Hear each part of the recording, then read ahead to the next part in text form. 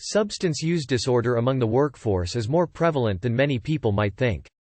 Consider that 68.9% of people who use illicit drugs and 79.3% of people who binge drink are employed and part of the workforce, according to a 2013 survey by the Substance Abuse and Mental Health Services Administration. Many of those battling addiction are often able to mask it, but substance use can still affect their work performance. In addition to being detrimental to the employee's quality of life, addictions can negatively impact a company's overall productivity, cause increased absenteeism, lower morale, risks to on-the-job safety and more.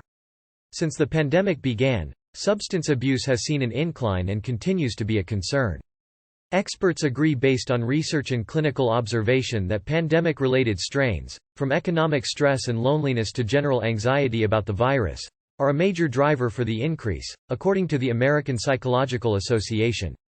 Substance abuse also carries a significant price tag. Treating opioid addiction alone cost large employers $2.6 billion in 2016, the Associated Press reported. Yet, I believe too many workers struggle silently, and employers often don't realize there is an alternative to firing an employee who may be in need of help. The stigmas around addiction and mental health compound the problem by deterring individuals who are struggling from reaching out for help. Stigmas also reinforce workplace cultures where these issues are taboo to discuss.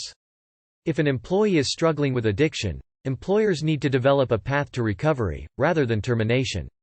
At my company, DOPE, there is a mental health policy for employees to know they can bring their full selves to work and they'll be supported no matter their struggles, including addiction recovery.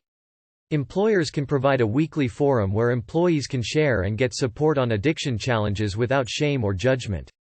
Below are a few ways you can do the same in your own business. 1. Create a culture that allows open discussions about recovery and sobriety. Too often, employees will feel the need to hide their addiction out of shame. Even those who are in recovery might keep it under wraps.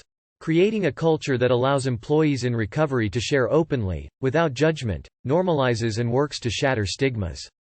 It can also open the forum to others who might be struggling to come forward, and it creates a culture of inclusion where differences are normalized. 2. Have an action plan. Hope for the best, but be prepared with a plan should an employee come forward or is discovered to be struggling with addiction. Make sure managers know company protocols and are properly trained should an employee need help. Again, the idea is to support them on a path to recovery. 3. Educate employees and management. By offering education on substance abuse, you can open a dialogue with your employees and break down the shame often attached to addiction. I've found there are many who don't understand addiction and may pass judgment without knowledge of the illness. In addition to general education for employees, I suggest managers also be trained on how to recognize signs someone is struggling with addiction or their mental health. 4. Celebrate recovery and sobriety. Companies often celebrate birthdays, retirement, engagements and new babies, so why not also celebrate sobriety? If you have employees who are in recovery and are proud of their sobriety, join them in celebrating a sober birthday or milestone. This helps to break down stigmas around addiction as well. Celebrations also help to boost morale and show employees they are valued. By adding these milestones to the list of celebrations, it promotes inclusion and acceptance in the company culture. 5. Have support and resources available. Ensure there are resources that can be shared should an employee need help.